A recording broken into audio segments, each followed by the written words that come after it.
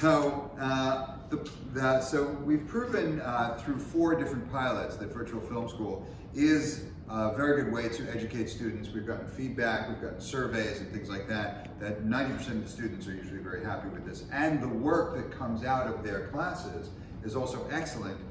Good enough in China, for example, for the Olympic Committee to use those videos for the promotion of the actual Beijing 2022 Olympics. And those students hadn't made new media videos before this class. So we're also addressing a need in that in this country and in a separate survey in the UK, 75% of teenagers surveyed said that they wanted to work in new media, meaning they wanted to be YouTubers or vloggers or influencers or things like that. 75% of them put that profession as their first 3, in their top 3 desired professions. Even in China, it's 18% of teenagers surveyed want to do that. So there's a huge demand for this that isn't being addressed by traditional film schools. Now, the problem with that is that U.S. institutions, a very well-respected school like USC, for example, has a limit to the number of students it can fit inside its buildings, right? But as the demand is growing, they're not able to accommodate everybody. Here at this school, for example, I believe only 2% of the people who even apply are allowed to come to school here. So what do you do with the other 98% of the people who applied, couldn't get in for one reason or another, and have the money? And then what do you do with the 1,000 or 10,000% of the people who couldn't possibly come here because of distance, because of money, because of other things? Maybe they're handicapped, right? So there's a big, we're only addressing the tip of the iceberg of people who want to do this, but there's a big bottom of the iceberg of people who want to try it. And our solution is to do what Uber does. Basically, we have a lot of film school professors, a lot of people who understand how to make films. George Sosmo, for example, is a great filmmaker, but George is not a professor anywhere, right? But George would be a perfect example of somebody who can teach from his home, right? Not have to come to an institution, put on the VR headset, use something like Zoom, right? And then be able to teach the students in remote countries. So to summarize, one of the members of the live audience has said that USC is able to offer financial assistance to the students, but they still can't grow the size of their buildings without spending $20, $30, or $50 million per building. So there is still a limitation on that. So what we're doing is we're able to take people trained in the art of new media and have them become teachers of students all over the world. What that results in is a new form of media that's kind of a collaboration of Hollywood plus the new nation. And you saw some of the examples of it there. Let me take you to the set of a big hit movie. This movie is, anybody see The Lion King here?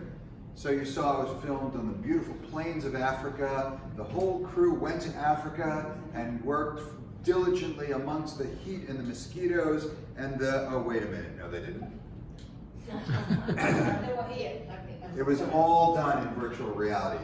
So that's the kind of technology that we're teaching, where films are being made using this technology. Students are not being trained in it though.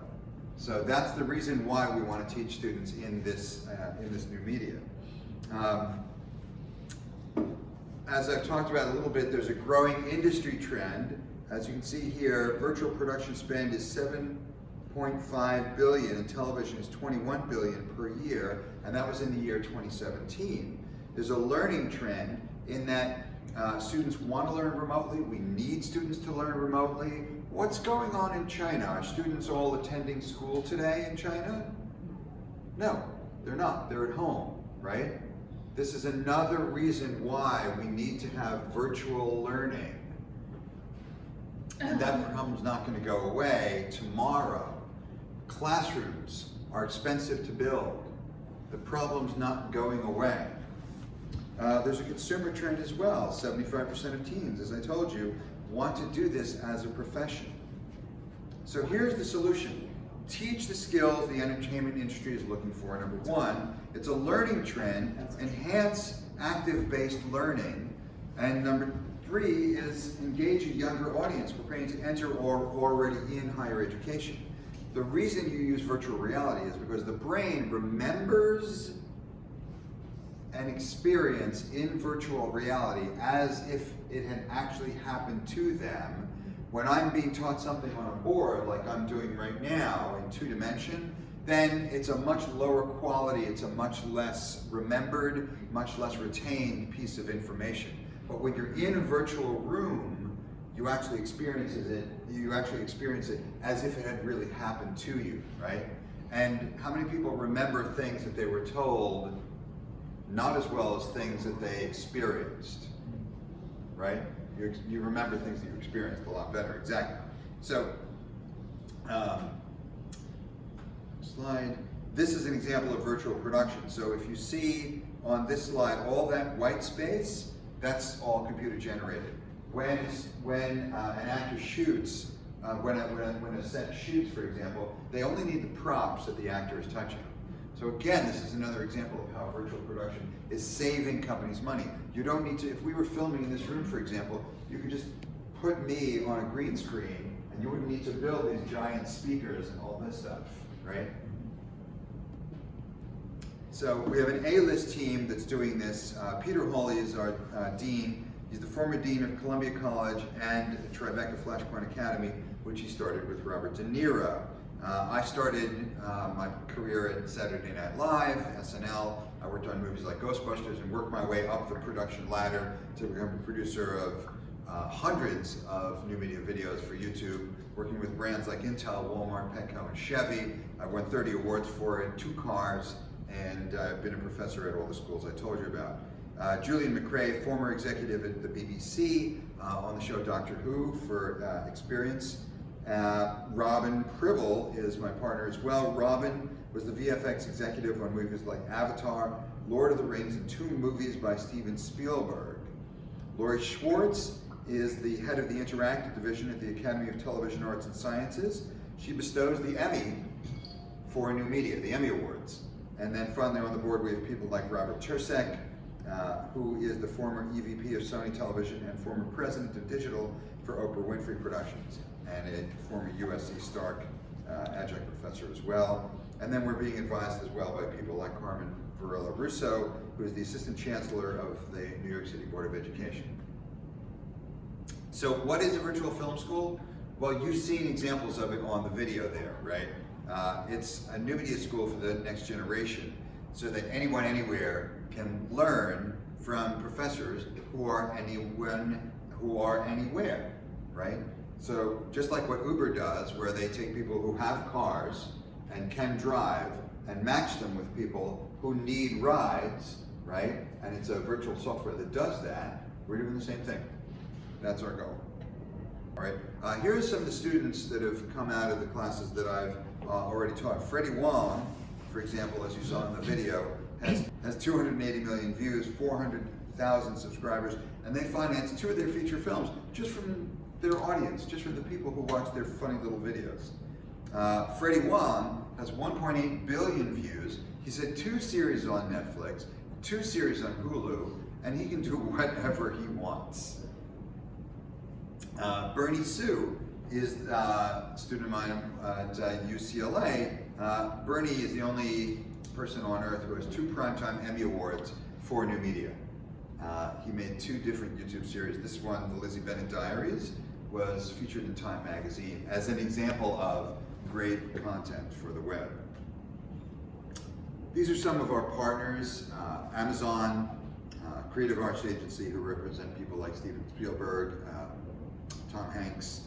XEDU was the accelerator that we attended in Finland, which is, Finland is known as the country for education, and then this is the accelerator for that country. So we learned quite a bit there. Lenovo supplies our hardware, and the United Nations Technology Innovation Lab is someone who's validated what we're doing, and they are also located in Helsinki, Finland, where they're all about new technology and new media in education. And then through them, we were accredited through the COCOA standards, which is a European standardization agency. We've launched so far at Chapman University, Haaga-Helia University of Applied Sciences, as you saw in the video, the Beijing Film Academy in Beijing, where we made the Olympic videos, and the Global Schools Foundation in Singapore, where we taught kids who were as young as 4. Our next deployment will be at the GEMS schools in the Middle East in the spring of this year. And you've seen a little bit of the video from the classes. Now, these are the companies right now who work in some form of remote education or another. And obviously there's quite a few of them. But the advantage that we have is that we're working in the arts and not in things like computer science. And the way that we do that is that we give you actual human instruction and mentorship. So all these other companies that I showed you, all these companies here, all of them are basically just giving you a video feed that you watch on your own time, but you don't get mentorship. You only get the ability to fill out a quiz and see if you did well or not. That's the only feedback that you're getting. But we know that in art, and sometimes you can say, well, art like the English language, the art form of English, the art form of medical arts, right? It's very hard, let's say if you want to take out somebody's appendix, you really need feedback on that, whether you're cutting in the right place or not, right? So any courses that you need immediate human intelligent feedback, not artificial intelligence, like making a film, for example, only a human can tell you if choosing the color gray for Joshua's suit is a good choice, or choosing a red and black tie is a good choice if you're going to be standing against a gray background, right? That's a human decision that needs to be made. That's human mentorship, right? So that is why we want to have humans involved in the training in the arts. Here we are in the space that Lynn Crandall founded called Art Angels, right? It's not called Rote Angels, is it? So we've developed a very good curriculum of 20 courses. Our theory is that we would do the courses, one course per month, so that you learn very quickly and very rapidly, very hands-on as well. And we've been able to do these rapid courses at those 4 different schools that I've told you about. The curriculum has been accepted by universities like Sichuan University of Television and Media in southern China. It's been accepted by the Film Media Network in London and ourselves, of course. So it's a very well-detailed, minute-by-minute curriculum for all 20 courses. Another competitive advantage that we have here is the access to talent here in Los Angeles. This is where everyone comes to be famous. This is where, or homeless. This is where everyone comes to be, sorry. This is where everyone comes to be in new media, to be in traditional media. If you want to make it as a star, you do not go to Peoria. Don't try that. But this is where the talent is. Some of that talent is working, but pretty much only the tip of the iceberg. There are a lot of waiters who are really good actors in this town, right? So we can be giving them the ability to teach acting. There are a lot of folks who are working at the car wash that are slipping screenplays into your back seat, right? Because they're also great writers. So we're able to give those people, the best of them, are going to be able to teach for us. And obviously we have very high rigorous standards in order to do that, right? You've seen our team. So the access to talent is huge.